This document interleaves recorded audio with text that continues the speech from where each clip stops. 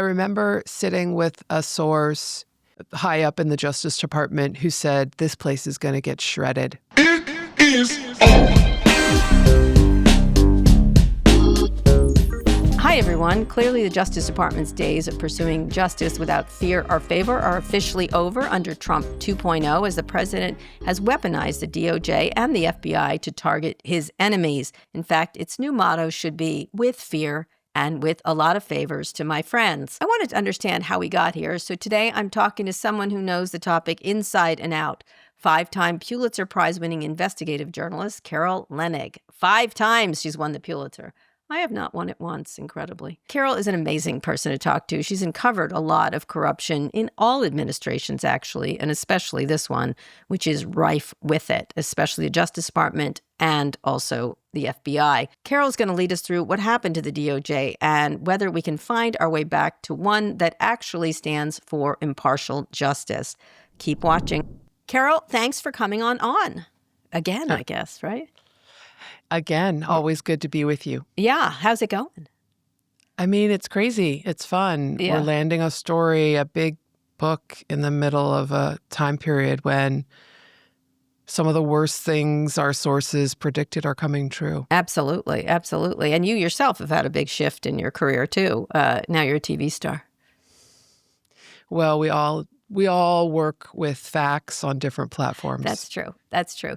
But let's talk about your book, Injustice, How Politics and Fear Vanquished America's Justice Department, which is out this week, which is a pretty heady title. It's a whopper. You and your co-author, Aaron Davis, interviewed more than 250 people for this book, including senior officials inside both the Trump and Biden administrations. Before we get to how we got here, it's been exactly a year since President Trump was reelected. What's the word you would use to describe his impact on the Justice Department in this administration today? Devastating. I don't mean that emotionally, Kara. I mean that in terms of the structural wrecking ball he's taken to the things that protect Americans from a terror attack, the things that protect us from corrupt public officials accepting bribes, the things he's done to frighten prosecutors from saying the truth in court filings. Mm-hmm. Or not frighten them, just eliminate them. They aren't that frightened to say them. They just have to go then if they do. Yeah, well, he's fired enough people that he sent that message, right? So would you put your name on a filing that says there is no evidence that James Comey lied to Congress? No, you wouldn't. But in your book, you chronicle the erosion of the DOJ's independence since the first administration. Recently, in an op-ed, you wrote that, quote, a mixture of fear and stubborn bravery, gutter politics, and noble intentions ultimately paved the way for the unraveling of the Justice Department we're now witnessing. For each of those 4 categories, fear, stubborn bravery, gutter politics, and noble intentions, who specifically are you thinking of? You know, let me start with the best of those. I'm so glad you asked.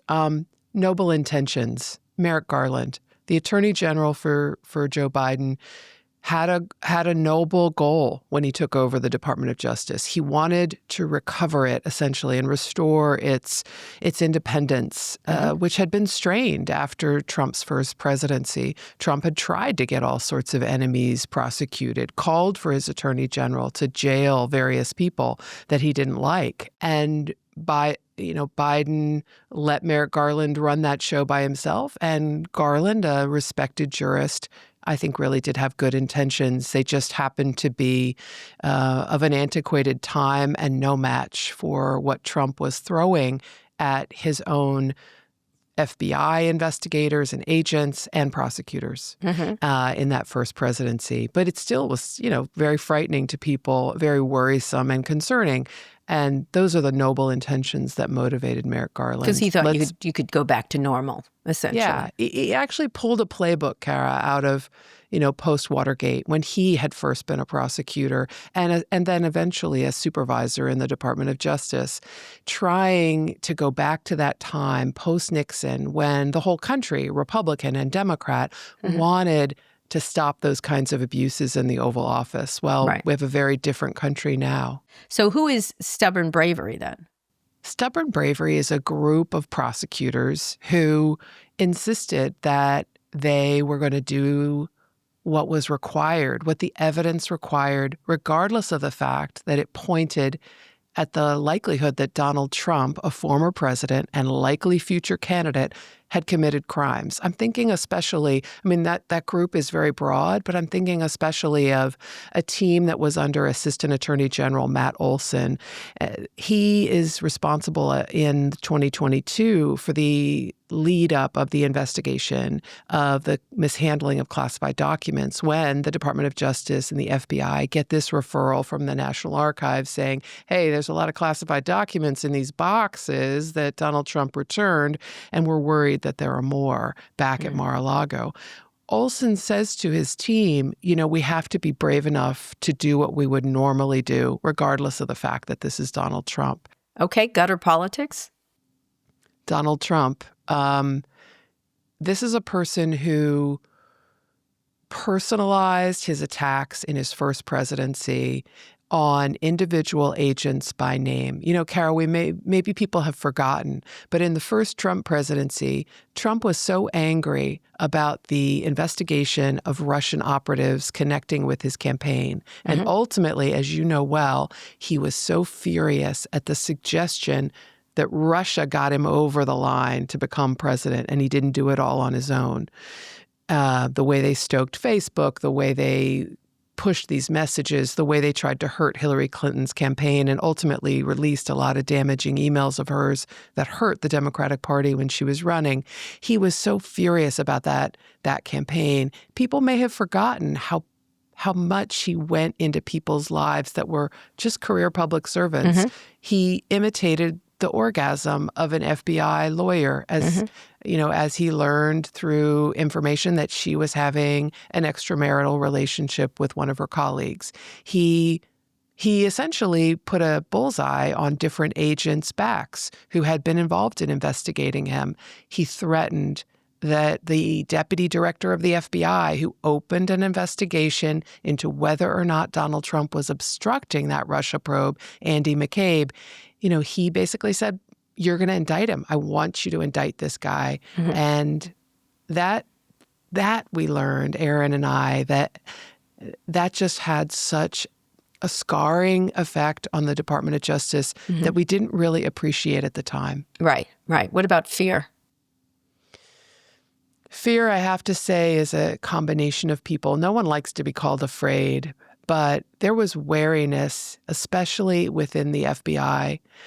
I'll never forget when we sat down with sources who were very pivotal, let's just say. I'm not going to name them, but they were very pivotal in the classified documents case. And we learned about a scene where Matt Olsen and his team are pushing for the FBI to do this search. Merrick Garland, heck, he is pushing for this search. He thinks that, it's very worrisome that top secret documents that could put a national security at risk are in the wind. And in this meeting, they're fighting with the head of the FBI's Washington field office and saying, you got to do a search. We got probable cause. Trump is clearly lying to his lawyer. We see the tapes where his valets are moving the boxes of records. We've got the justification to do this. It's totally legal. It's appropriate. And it's really not just appropriate, it's necessary for national security. And the head of the FBI's field office says, I'm not doing it. I'm not doing it unless somebody orders me to. My boss has got to order me to. And as Olsen and his team walk out, they confront Alan Kohler, kind of a demigod in counterintelligence investigations in the FBI. He's at this point the assistant director. And Olsen knows that Alan Kohler is on his side. So when they're alone together outside, he says, what is going on? And Kohler says, these agents are afraid. They are stepping over the bodies of FBI agents in their office who went down, right? Whose careers are ruined because they've been under investigation by Republicans after being targeted by Trump. Yeah, for doing their jobs. So, and these are just career officials, not running for office, or they don't have cushions or anything else. So let's get into more detail, starting with Trump's first administration. Attorney General Jeff Sessions played by the rules by recusing himself from the ongoing investigation of Russian interference in the 2016 election. Deputy AG Rosenstein then appointed Robert Mueller as special counsel, but there was still a lot of pressure from the Trump DOJ appointees, including the FBI. Talk about this dynamic in Trump 1.0 between Main Justice, as it's called, and the FBI, and how it set the groundwork for what happened later. I'm grinning right now because that was, from my perspective, some really satisfying reporting. You know, everyone thinks they know everything that happened with Robert Mueller, and that investigation feels like a million years ago, right? But what we learned was that Mueller, Mr. Institutionalist, and as he was, missing a few steps, getting older, and eventually, showing some of the signs of the Parkinson's he would eventually develop, which really nobody knew about until this year, he was offloading a lot of his responsibilities to his deputy, Aaron Zebley. Mm-hmm. And Aaron Zebley was an institutionalist too. Good on him. Mm-hmm. He was deferring, just as his boss would, to their colleagues at the Department of Justice who worked for Bill Barr. Mm-hmm. Well, we all know Bill Barr was trying to help Donald Trump get elected and had no apologies or regrets about that. And indeed, his deputies Eddie O'Callaghan, were also trying to steer the ultimate report to be as mild as possible in terms of finding any wrongdoing by Donald Trump. And they tried to discourage Aaron Zebley from including things that were unflattering, anything to suggest, for example, that Russia may have wanted to help Donald Trump get elected and may have had an impact on the election of 2016. And Mueller's, you asked the question, Mueller and his team's view was, these are our buddies, these are our colleagues. But what they really didn't fully appreciate, and what some of them now regret, is that Barr's team was really working against them. Right, absolutely. Do you think his Parkinson's disease influenced the outcome of the report? The way that this has been described to us by multiple sources is that Mueller certainly was stepping away, but that his deputy was channeling overwhelmingly the caution and the carefulness and the methodicalness of Mueller. And instead of the firebrand, there are two parts of Robert Mueller. But he was Aaron Zebley and his team were definitely leaning on this other side, which was, let's be careful. Let's avoid any drama. Let's not color outside the lines. Let's just give what we can give. But, even Bill Barr, even some members of Mueller's team, as we reveal in this piece, Jeannie Rhee, Andrew Weissman, they were not in agreement with the way he worked. Now, Trump publicly and privately reamed Sessions for not doing what he wanted him to do, and ultimately, as you said, replaced him with Bill Barr. You write about Barr's swearing in, quote, "It was the beginning of a political marriage, and in the very room that both men viewed as an epicenter of unequal power in the U.S. government." Talk about his understanding of the role of Attorney General vis-a-vis the president and how it impacted the department, his role, because he's gone back and forth on Donald Trump, although mostly he's benefited from the association. I think Bill Barr is a fascinating character for lots of reasons, but one of them was he's totally unapologetic about, I'm going to get this guy reelected. It's my job. I'm not supposed to be some, Caesar's wife. I'm supposed to be engaged in politics. In fact, he is the person, Bill Barr, goes to Trump in the spring of 2020 and says, you're going to lose this election, and I'm warning you, you've got to do something different. You've got to stop going back and forth on vaccines and bleach and hydrochloroquine, and you've got to really communicate to people what your agenda is and your policy is and give them comfort. Because right now you're freaking them out. These are paraphrases, of course. Barr was really a person in the slog of partisanship and not worried about doing it. However, he had a line, right? He had a line he wasn't going to cross. He wasn't going to pretend there was fraud in the election when he knew there wasn't. And ultimately, Trump asks in a furious meeting, as we all know, with Trump in December of 2020, asks for Barr's resignation on the spot. Now, you dedicated a portion of the book to the Capitol attack on January 6th and the red flags that were missed or ignored by the FBI. You were part of the Washington Post team that won the Pulitzer Prize in 2022 for your reporting about January 6th. Talking to people with this book, was there anything new that you found out that surprised you? Give me some examples they should have been flagged and why they weren't. You know, when we did our series for the Washington Post, of which I'm so proud, about the before, during, and after of January 6th. I worked primarily with Aaron on the series that was about before. What happened before January 6th in the lead up? Who was stoking this? And what were law enforcement doing or seeing in real time? What's new in our book, Kara, is really shocking descriptions of how much the FBI was warned ahead of time and how almost paralyzed they were to acknowledge that there was a domestic terror threat, extremely obvious, extremely articulated in open media sources, on dark web, and they had been flagged repeatedly about people planning where to bring their guns, planning to shoot police, planning to coordinate because Donald Trump called them to try to block the certification. I think the most shocking things are how bumbling, and I say that carefully, how bumbling the FBI was when you and I know what would happen if they saw radicalized online conversations by Muslim teenagers. We know what would have happened in those situations.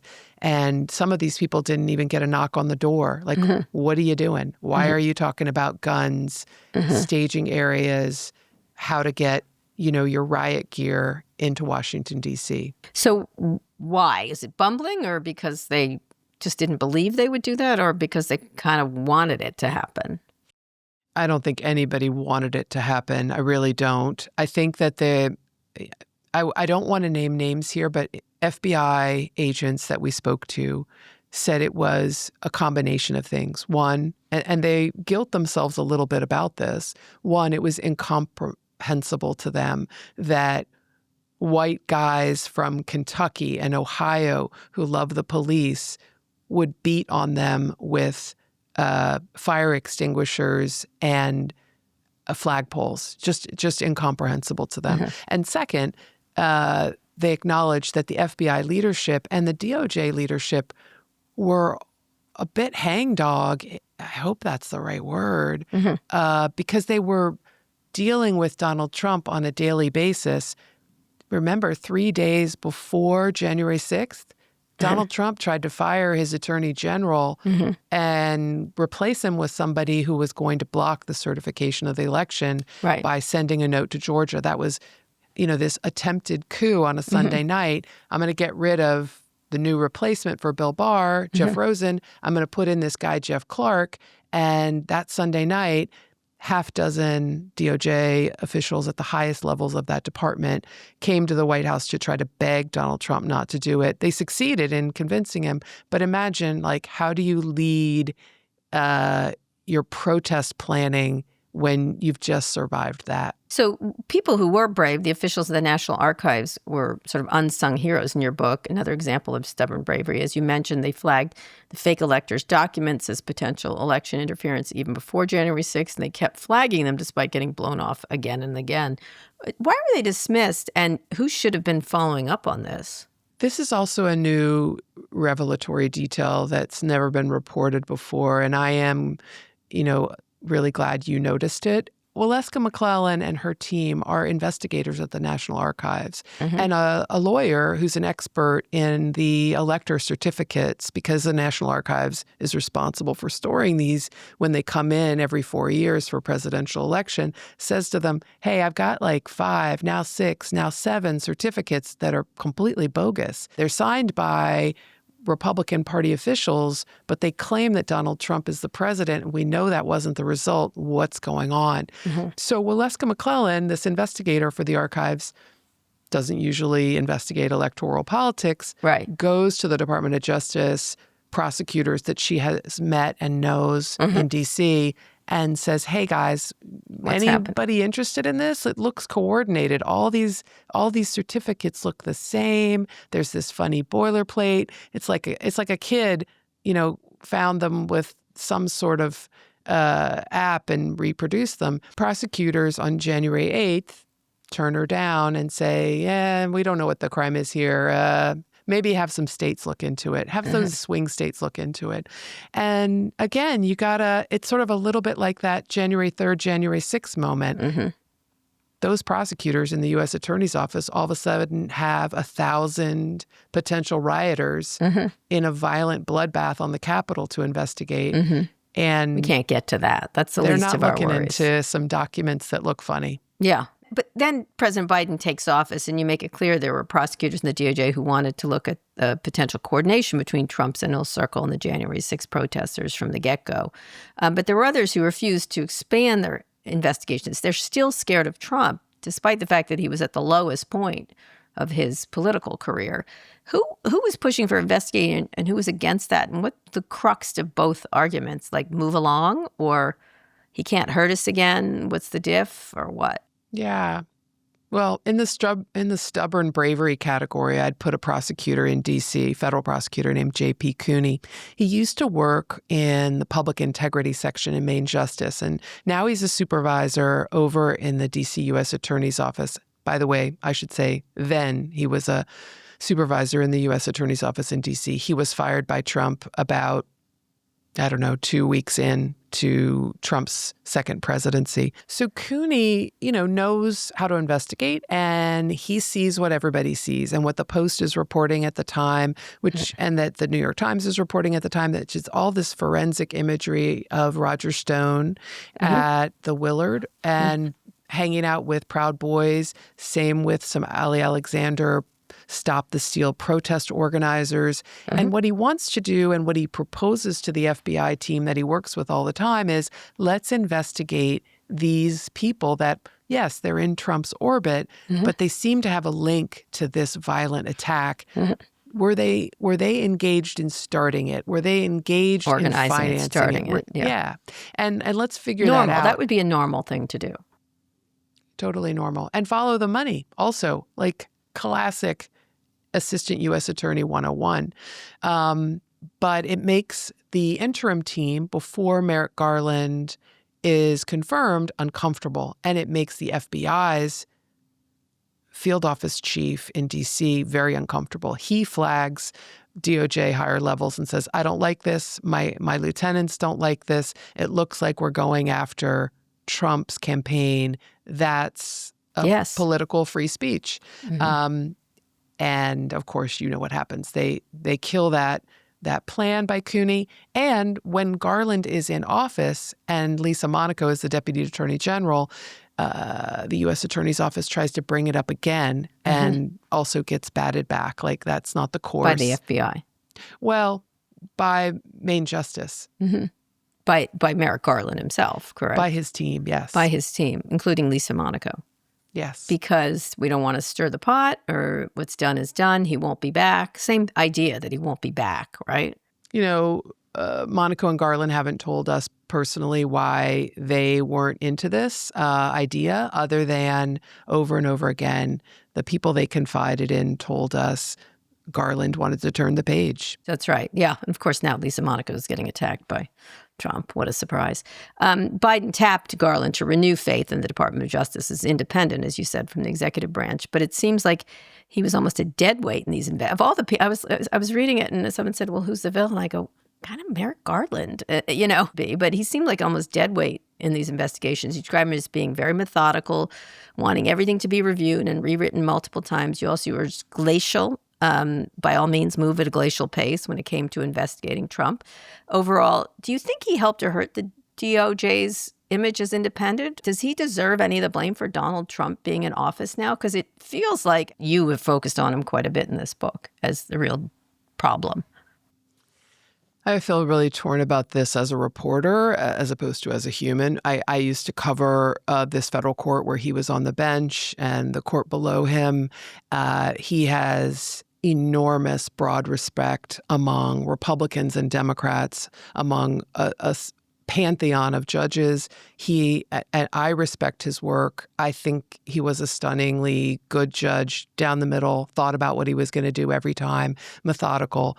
What I have heard over and over again from the people who worked for him is that they adored him as a human being. He's a gentle and very smart person, a gentleman and a very smart person, but they have also said that they do not think it was the right person for this moment.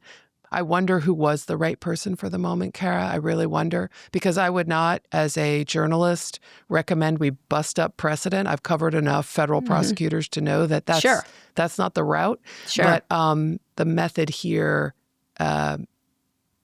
made it impossible. We will never know what could have happened, but this made it impossible to get close. Right. I mean, I think they probably thought, again, that he was gone. I thought that's my impression, is they thought he was done. And I was like, Nosferatu is getting up again, like that kind of thing. I kept thinking, like, hey, you don't have to say that. I'm saying that. But what was interesting is when you go back to the House Select Committee's investigation of January 6th, the DOJ was dragging its feet and the lawmakers put on a show. And the committee's investigation was 6 months ahead of the DOJ's. Usually these House committees are relying on investigations of the DOJ and of the FBI, not the other way around.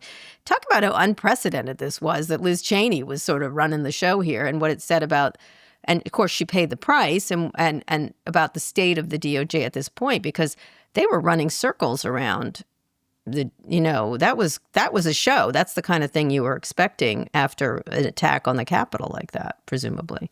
Dead on. I mean, I don't like to say villain, but if we're going to say heroes, the investigative team that worked on this, dang, they definitely get that label, because they dug in.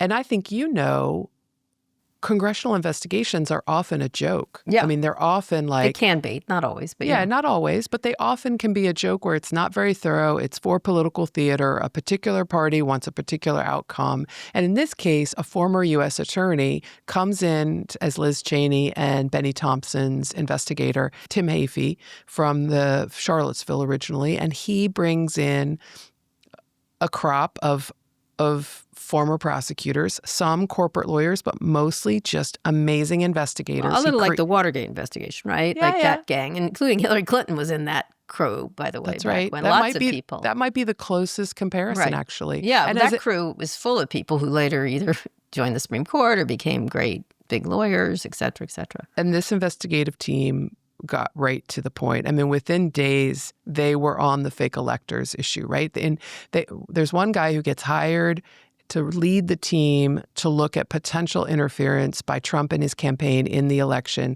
And within about 5 days, he has decided that the fake electors is part of the coordinated plan. It's part of the conspiracy. Right. They cut it up into pieces, right? The electors, the attack, the money, stuff like that. And that team ends up embarrassing the Department of Justice. Nobody at Justice wants to admit that. Nobody in Garland's office, wants to say, oh, we were embarrassed. But we learned that specific things the investigative team for the House did prompted instantaneous action by the Department of Justice. And happy to go into those if you want me to. Mm-hmm. Yeah, please do. And now they're trying to bring it back, right? They're trying to pretend it didn't happen at this point. Like the rewrite of history, right? Well, the televised hearings is one thing. But in terms of the investigation, January 2022, let's go back there for a second. This committee begins putting together the fake elector plot and figuring out that Rudy Giuliani was kind of arm-twisting Republicans in different swing states to sign on to this. And this news leaks out in January. January 11th, there are a spate of news stories about what this committee is finding. They weren't the a leaky little boat in terms of news things coming out, but whatever. I think that was primarily not their fault. But anyway, January 2022, on the 14th, Thomas Windom, who's the lone prosecutor that the Justice Department has chosen in November of 2021 to start looking around the edges of Trump's world and how they might be connected to the riot. Thomas Windom reaches out to that National Archives investigator, Waleska McClellan, and says, hey, I think we're actually going to investigate this. Can we get together and chat? Because at that point, Kara, the FBI is still resisting investigating Trump's campaign and its role in election interference. So Thomas Windom only has one investigator to turn to, a little-known office in the National Archives. Now, in the classified documents case, it was, again, the National Archives officials who flagged Trump had taken the boxes with him to Mar-a-Lago and who ultimately made the referral to investigate him. Meanwhile, there's a huge dispute, as you said, between the DOJ and FBI over the raid. They were fearful of being made a scapegoat, or they didn't want to get in trouble the way previous, like Andrew McCabe and others were. And from your reporting and others, it seems they were almost an obstruction to the process. The archives keeps doing the right thing and doing all the correct referrals. Hey, you might want to go get these boxes. The DOJ drags its feet and the FBI is like, yeah, well, let's hope the Chinese spies don't get down to under the pool anytime soon, right? I mean, that's pretty much it, right? Like, if I'm the Chinese, I'm like thrilled with this entire situation. And whatever reasons Trump had keeping them, you could say all kinds of things. I think he just wanted to have them. That would be my guess if I had to pick of all the different things. Right. What is his famous line? These are my documents. These are mine. Like, I can see it. Like, they're mine. I'm going to write a book or whatever the heck. I'm going to make a museum someday or whatever. Right. A theme park. Like when the investigators from the Department of Justice learned that he's waving them around at a table in Bedminster, he wants to show them off. Right. Hey, I've got the proof that Mark Milley proposed bombing Iran. Oh, I can't declassify these documents now, but they're really secret. Right. So what is the dynamic here with the archives seeming to be the heroes and the others either feckless or sinister almost? There were two things that were painful to watch in real time as we're reporting and writing these I guess, better excavated descriptions of what happened at the time. One of the things that's going on is the classified documents investigators at the Department of Justice think this is a big freaking deal. The FBI agents keep referring to it in the Washington field office as, we're not the records police. They think this is about presidential records, right? And the Department of Justice says, no, we think he's still got more classified records. That is the worry. The FBI says, you don't have any proof of that. Well, that all changes on May 18th. The FBI goes down with the Department of Justice lead prosecutor on the case to interview a woman named Molly Michael.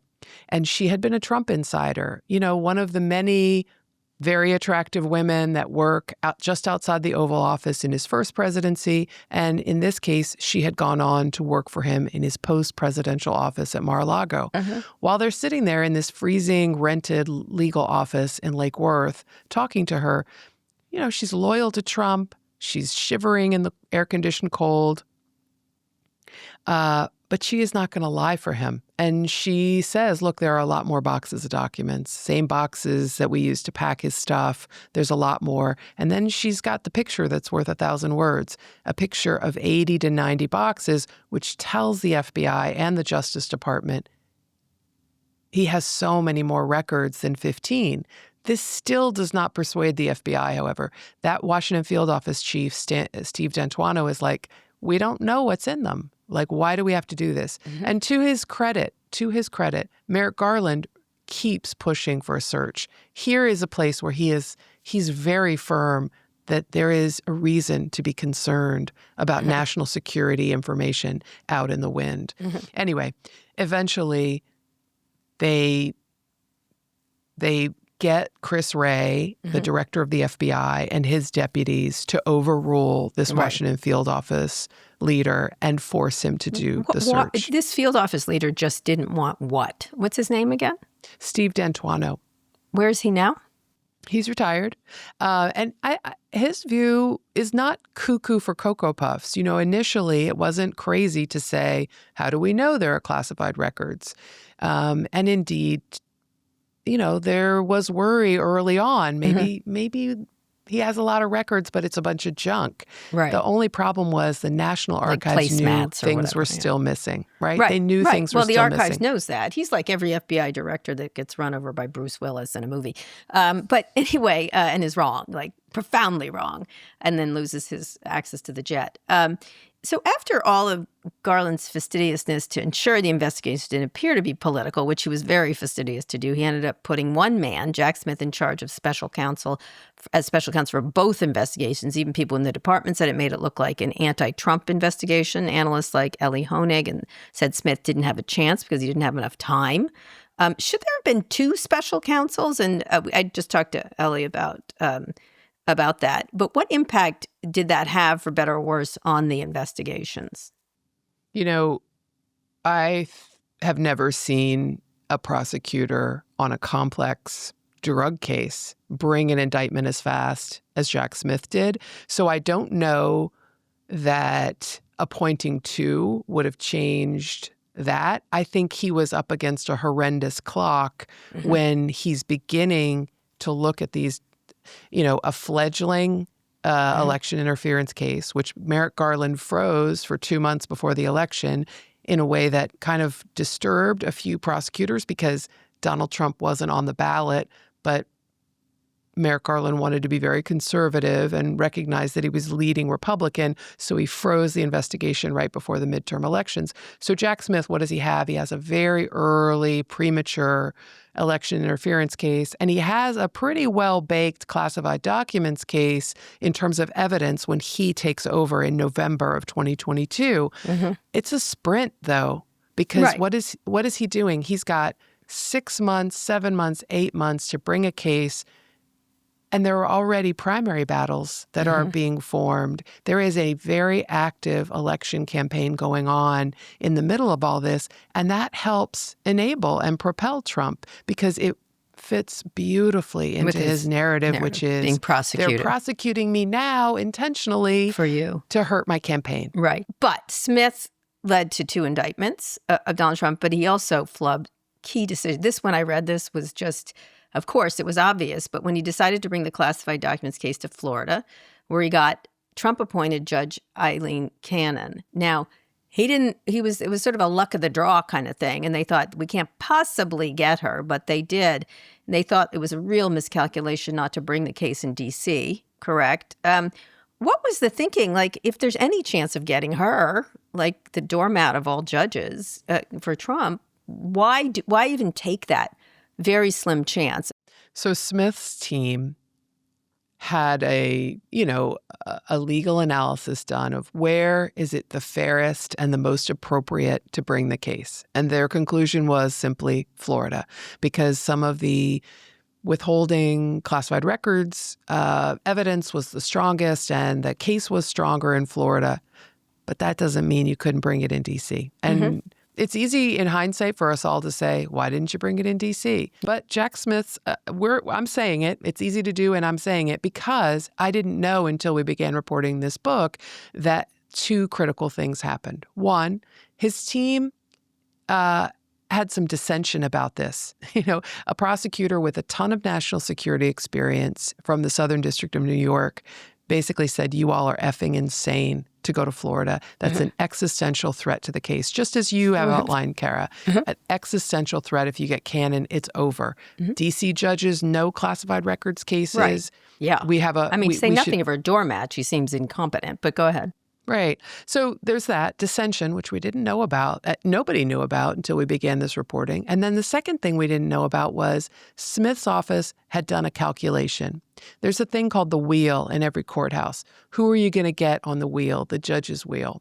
And on the wheel, they had figured out that it was a 1 in 6 chance of getting Cannon.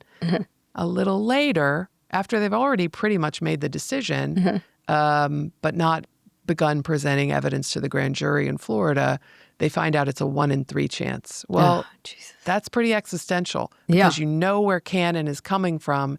She handled the original grand jury search issues, and she leaned heavy for Trump and against all case law.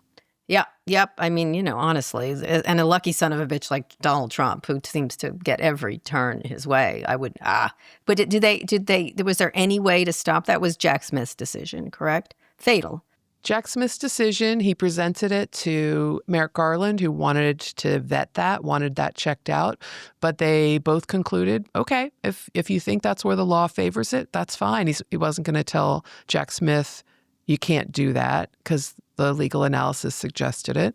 I remember someone telling us, a couple people telling us that in the presentation, when asked, like, what about Cannon, David Newman, who was a national security prosecutor for the Department of Justice, and in the meeting where Jack Smith's making his presentation for how we're going to indict him, where we're going to do it, and Newman says, your biggest risk is Cannon. You get her and the case is over. What about that?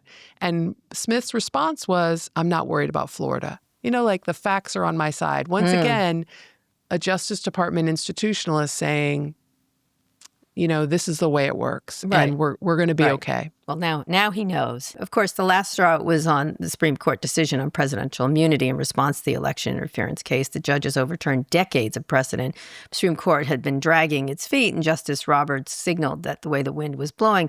Was there anything that Smith could have done differently, knowing the immunity ruling was a real possibility? I can't see another path. The only thing that could have helped Jack Smith is if he had been able to start sooner.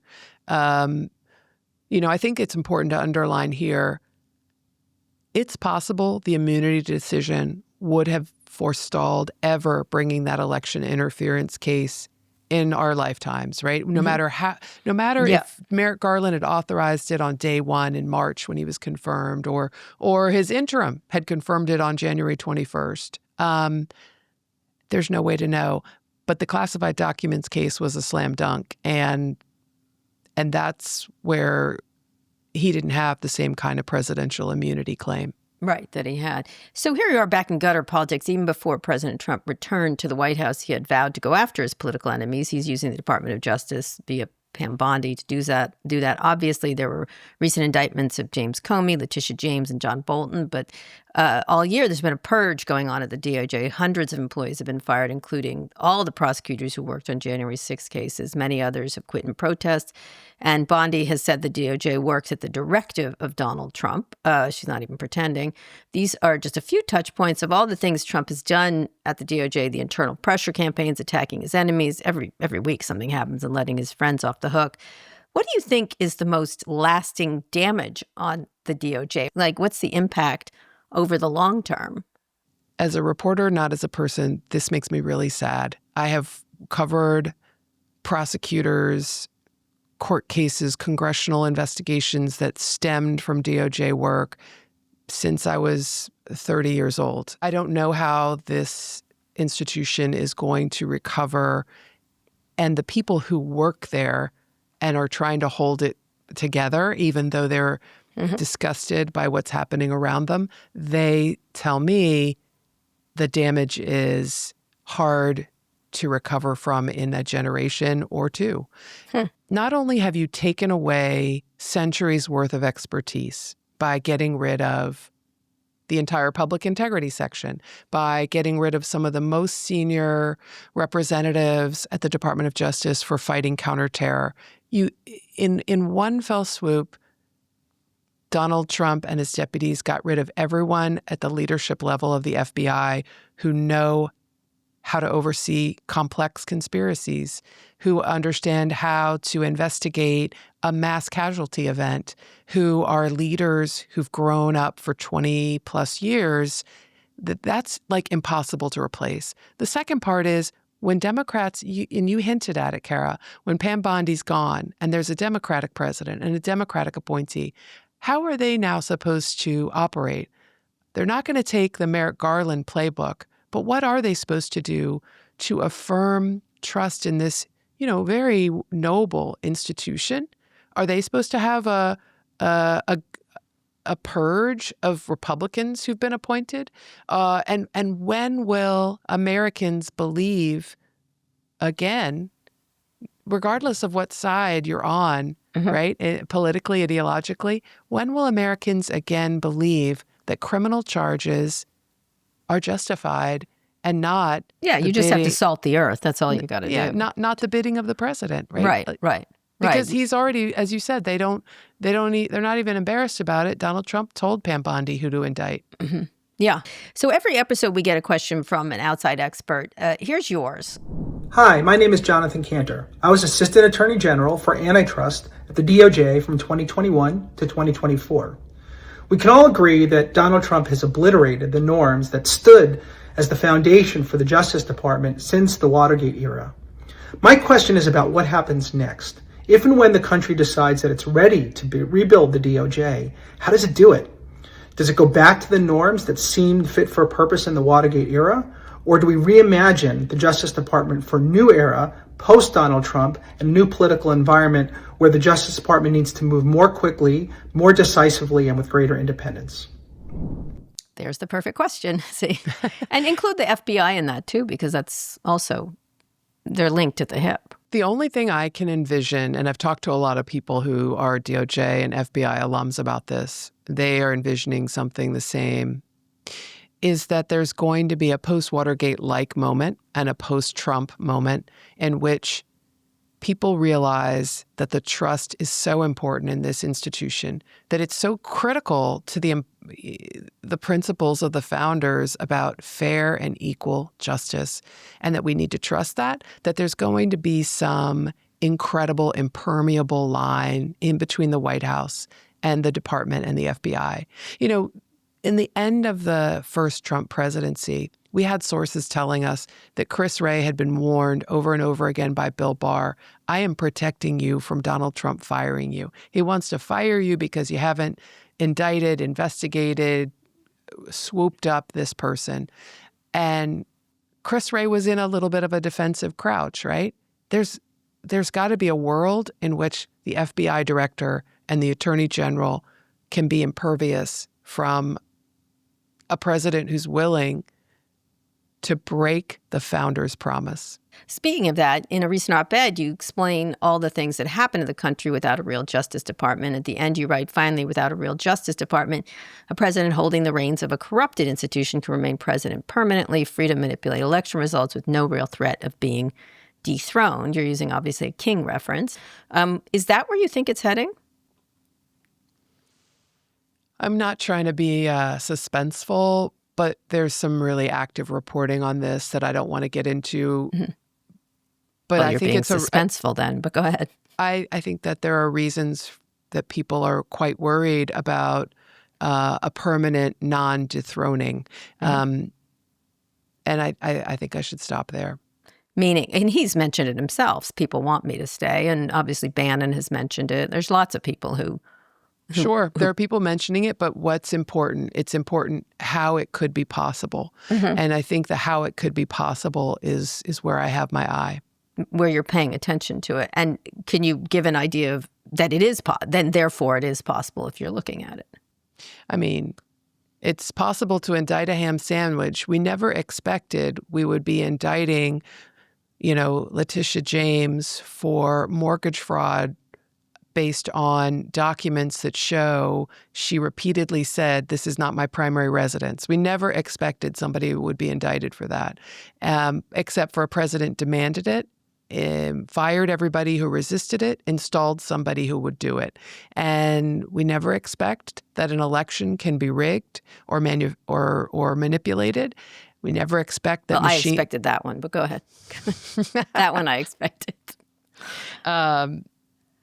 It's the how. It's the how. And I promise when we know the how and what the details are, we'll be back with you. Can I ask a final thought? Will they continue with these ridiculous prosecutions? Because in this case, it's a joke. I mean, he thinks himself his prosecutions were a joke, but these are an actual joke. As you said, with those documents, would Hillary Clinton be in his sights? Would others that he's talked about, or is everyone? Barack Obama, Joe Biden, John Brennan, the list goes on and on. I have seen internal documents about meetings that involve these subjects and where they want to go with these investigations. There have been discussions about Chris Wray and his deputies and his other leaders for allegedly withholding documents or destroying them. No evidence to back that up. There are a lot of people on Donald Trump's target list. And very last question, when you look at all this, I mean, you've been pretty much a institutional, covering institutions forever, right? When you started covering this, did you ever imagine this much shift or the possibility? Because I think one of the things that goes through this book is, every time Donald Trump does someone, I have some liberal go, "Can you believe it?" I'm like, yes, he's done it 10 times if I can believe it. And they're like, "Can you believe it?" I'm like, yes, again. Once again, can you believe it as a reporter watching this happen? We put down the pen on this book, Injustice, in mid-April, first couple weeks of April of this year.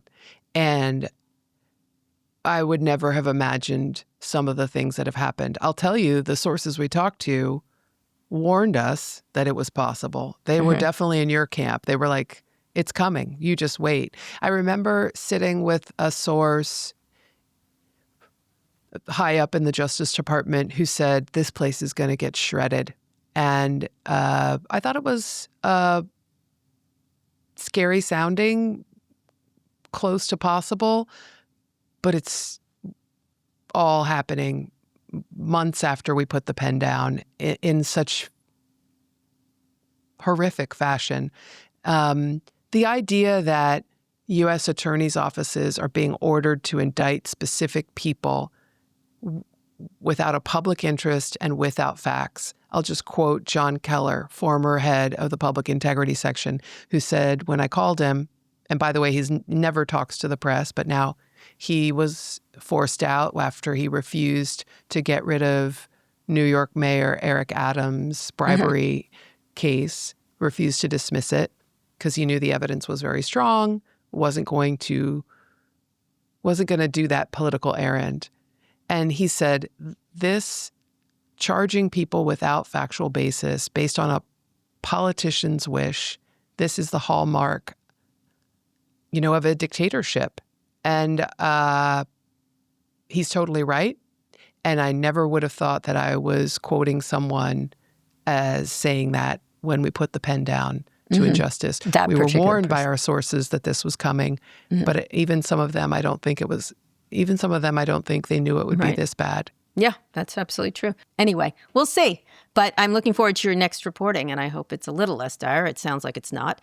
But thank you, and I'm looking forward to the next things you put out for us. And great job, Carol. Thank you for such a thoughtful conversation, Cara. No problem. Today's show was produced by Christian Castro-Russell, Kateri Yoka, Michelle Eloy, Megan Burney, and Kaylin Lynch.